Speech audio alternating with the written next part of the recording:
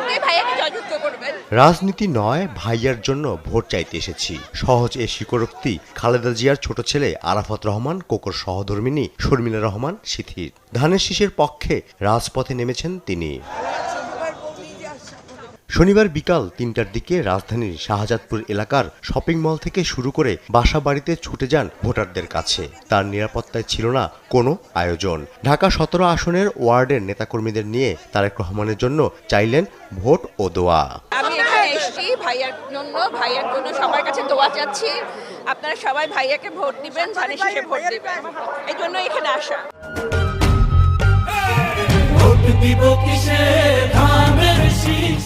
নানা ধরনের স্লোগান, কর্মীদের উচ্ছ্বাস আর মানুষের ভিড়, ব্যানার ফেস্টুনের ভিড়ে এই এক ভিন্ন দৃশ্য।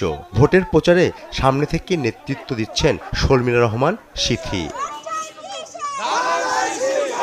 প্রয়াত আরাফাত রহমান কোকর স্মৃতি সঙ্গে নিয়েই রাজপথে সক্রিয় সিথি। তার উপস্থিতিতে নতুনভাবে উজ্জীবিত নেতাকর্মীরা। ইনশাআল্লাহ ১২ তারিখে ভোট দিয়ে আমাদেরকে জয়যুক্ত করবেন। পরিবারের আবেগ আর রাজনৈতিক বার্তার মেলবন্ধনে তারেক রহমানের প্রচারণায় যুক্ত হলো নতুন এক অধ্যায়।